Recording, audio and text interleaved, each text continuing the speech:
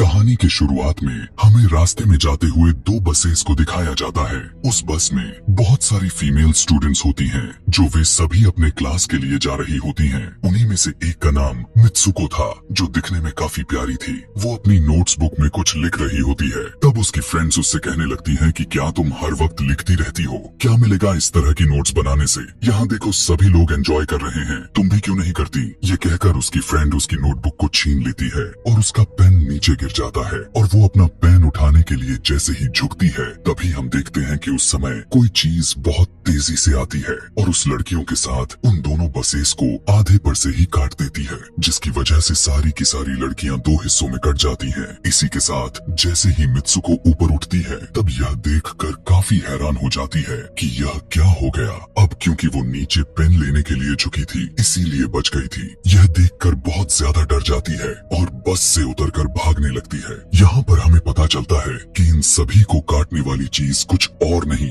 बल्कि हवा ही थी, जो सभी को काट रही थी। यह हवा अब मित्सुको के पीछे भी पड़ जाती है। यह देखते हुए मित्सुको चिल्लाते हुए काफी तेजी से भागने लगती है। भागते समय उसे आगे चार लड़कियां और भी दिखाई देती हैं और वो उन्हें झुकने के लिए कहती हैं, लेकिन काफी देर हो चुकी थी। वो हवा उन्हें भी आधे पर से काट कर चली जाती है। लेकिन उनमें से मित्सुको एक लड़की को बचा लिया था कि तभी इन्हें कुछ साइकिलिंग करते हुए लड़कियां नजर आती हैं, जो कहीं पर जा रही थीं। उन्हें भी ये बचाने की कोशिश करती हैं, लेकिन वो हवा उनके साथ भी वही करता है जो अभी इनके दोस्तों के साथ हुआ। और इसी दौरान वो लड़की भी मारी जाती है, जिसे अभी उस अदृश्य चीज से बचाया था। अब वो यह देखकर काफी डर जाती है और वो इधर उधर भागने लगती है। आगे हम देखते हैं कि मित्सुको जब एक नदी के पास जाती है, तो वो यह देखकर हैरान हो जाती है कि उस नदी में भी पहले से बहुत सारी डेड बॉडीज पड़े हुए थे, जिसने हवा ने यानी उस अदृश्य चीज ने काट दिया था। वहाँ से वो एक डेड बॉडी के कपड़े लेकर चेंज कर लेती है। अगले सीन में हम देखते हैं कि मित्सुको चलते चलते एक स्कूल में पहुंच चुकी है, जहाँ पर और भी बहुत सारी फीमेल स्टूडेंट्स थीं। उनका यूनिफॉर्म मित्सुको के यूनिफॉर्म से काफी डिफरेंट था। यानी यह भी था कि वो तो उनके स्कूल के स्टूडेंट तो नहीं थी कि तभी एक लड़की मित्सुको के पास आती है और उससे कहने लगती है कि तुम कैसी हो। दरअसल देखा जाए तो वो लड़की उसकी बेस्ट फ्रेंड थी, लेकिन मित्सुको उससे पूछती है कि क्या तुम सच में मेरी बेस्ट फ्रेंड हो, क्योंकि उसे कुछ भी समझ में नहीं आ रहा था कि उसके साथ हो क्या रहा है। वो काफी सदमे में थी। यहाँ पर हम यह भी जान पाते हैं कि मित्सुको और उसकी बेस्ट फ्रेंड काफी ज्यादा एक दूसरे को प्यार करती हैं कि तभी वहीं पर तेज हवा चलती है और मित्सुको डर कर बिल्डिंग के अंदर चली जाती है। उसकी बेस्ट फ्रेंड को कुछ भी समझ में नहीं आ रहा था कि ये हो क्या रहा है। वो मित्सुको से पूछने लगती है कि तुम इतना ज्यादा कांप क्यों रही हो और इतना ज्यादा डरी क्यों हो, तुम्हें हो क्या गया है। तब मित्सुको अपने बेस्ट फ्रेंड को सब कुछ बता देती है कि किस तरह से एक हवा का झोंका आया और उसके स्कूल के सभी स्टूडेंट्स को काट कर चली गई। यह सुनकर उसकी दोस्त उसे विंडो के पास ले जाकर उसकी हाथ बाहर निकाल कर कहने लगती है कि ये देखो, ये बस हवा है और कुछ नहीं। यहाँ पर मित्सुको के दिल को कुछ शांति मिलती है और इसे लगने लगता है कि शायद ये मेरा ख्वाब ही हो सकता है। जिसके बाद मित्सुको का बेस्ट फ्रेंड अपने दो और दोस्तों को लेती है और क्लास को बंद करने का प्लान बनाती है। जैसे ही ये चारों क्लास के बाहर जाने के लिए निकलने ही वाली होती हैं कि तभी वहाँ पर उनकी टीचर आ जाती हैं और उन्हें देख लेती हैं, लेकिन वो चारों वहाँ से भाग जाती हैं। वे चारों भागते भागते एक लेक पर आ जाती हैं। वहाँ पर मित्सुको की बेस्ट फ्रेंड अपने दोनों दोस्तों को भी उसके ख्वाब के बारे में बताती है। तभी उनमें से एक लड़की कहती है कि हो सकता है कि यह सच हो, जैसे मिरर वर्ल्ड होती है जहाँ पर इस दुनिया से ऑपोजिट यानी उल्टा होता है। यह कहकर वो तालाब में एक पत्थर फेंक कर कहने लगती है कि देखो, यहाँ पर मैंने तो पत्थर फेंका है, लेकिन हो सकता है कि दूसरी दुनिया में मैंने ऐसा ना किया हो। कि तभी अचानक से उस तालाब में से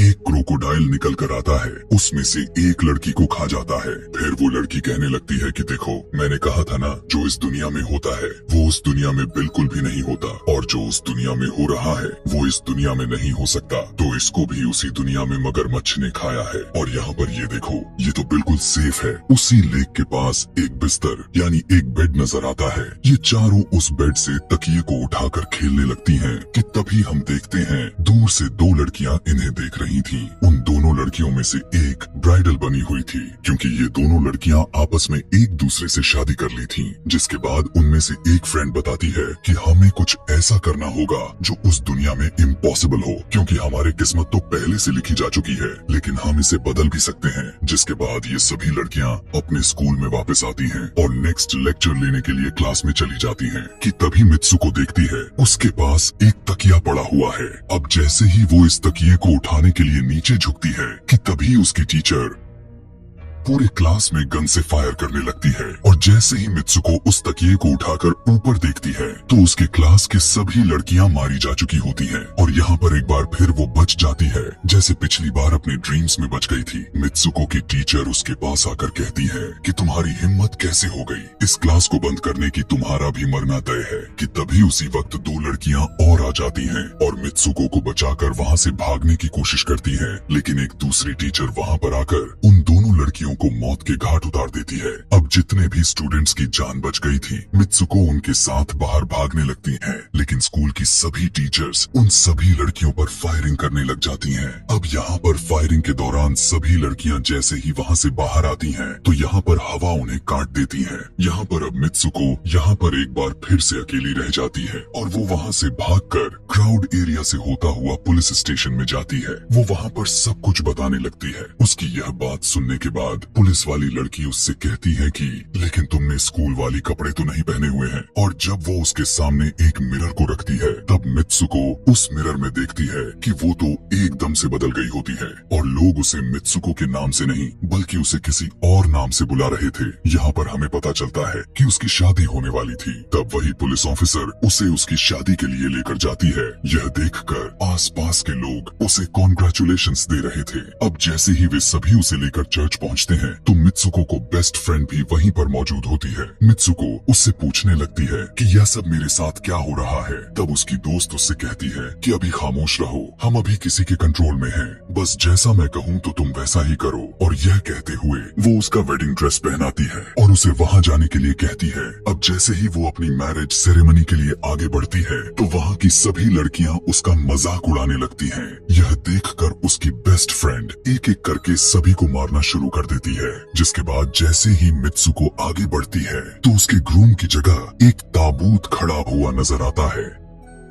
उस ताबूत को खोले जाने पर एक बड़ा पिग बाहर निकल कर आता है। मित्सुको उसे देखकर काफी ज्यादा डरने लगती है और एक टूटी हुई बोतल से उस पर अटैक कर देती है। जिसके बाद मित्सुको और उसकी बेस्ट फ्रेंड चर्च से भागते हुए बाहर आ जाती हैं। यहाँ गेट पर भी दो लड़कियाँ इन्हें रोकने की कोशिश करती हैं, लेकिन मित्सुको की बेस्ट फ्रेंड इन्हें मारकर वहाँ से भाग जाते हैं। उधर मित्सुको दूसरी तरफ भाग रही थी क्योंकि अब उसे लगने लगा था कि उसके साथ कुछ ज्यादा ही गलत हो रहा है। आगे जाने पर एक और मिरर में खुद को देखती है तो वो एक बार फिर से खुद को बदला हुआ पाती है। अब जिस जगह पर मित्सुको थी वहीं पर रेस हो रही थी कि तभी उसके पास कुछ लड़कियां आकर उससे कहने लगती हैं कि तुम तो बहुत अच्छी रेसर हो, खड़ी क्यों हो, भाग क्यों नहीं रही। और जब वो भागना स्टार्ट करती है तब वो खुद में काफी एनर्जी फील करने लगती है। जिसके बाद मित्सुको रेस जीतने की पूरी कोशिश करने लगती है।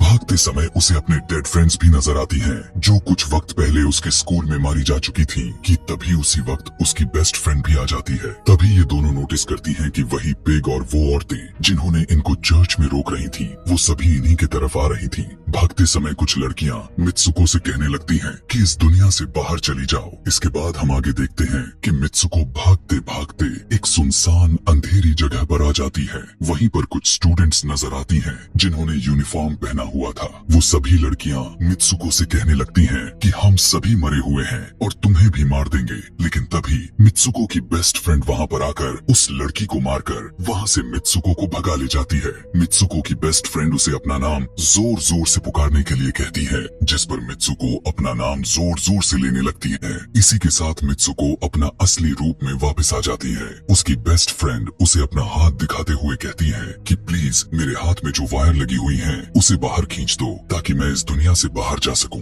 लेकिन मित्सुको को डर भी था कि कहीं यह वायर खींचने से उसकी जान न चली जाए। और क्योंकि मित्सुको अपने बेस्ट फ्रेंड को काफी ज्यादा प्यार करती थी इसलिए वो ऐसा नहीं करना चाहती थी। लेकिन ज्यादा उसे फोर्स करने पर वो उसकी वायर वायर्स खींच देती है। वायर खींचते ही उसकी बेस्ट फ्रेंड की बॉडी दो हिस्सों में बट जाती है और तभी उसी वक्त उसे एक गेट नजर आती है। उस दरवाजे से बाहर आने पर वो देखती है कि अब वो आदमियों की दुनिया में आ चुकी है। वहीं पर उसके पोस्टर्स भी लगे हुए थे। जिस पोस्टर को कुछ लड़के देख रहे थे, तभी एक लड़का मित्सुको के पास आकर कहता है कि तुम फ्यूचर में हो। इस बात को सुनते ही वो बेहोश हो जाती है। कुछ टाइम के बाद जब उसे होश आता है तब वो आगे बढ़ती है। तब वो देखती है कि एक बूढ़ा आदमी गेम खेल रहा होता है और उसी गेम में मित्सुको वही कैरेक्टर नजर आती है जो अभी बनी हुई है। मित्सुको को देखते ही बूढ़ा आदमी कहने लगता है कि मैंने ही इस गेम को बनाया है और मैं ही हूँ जो तुम लोगों को कंट्रोल कर रहा हूँ। तुम तो बहुत पहले मारी जा चुकी थी, लेकिन मैंने तुम्हारा डीएनए लेकर तुम्हें फिर से बनाया।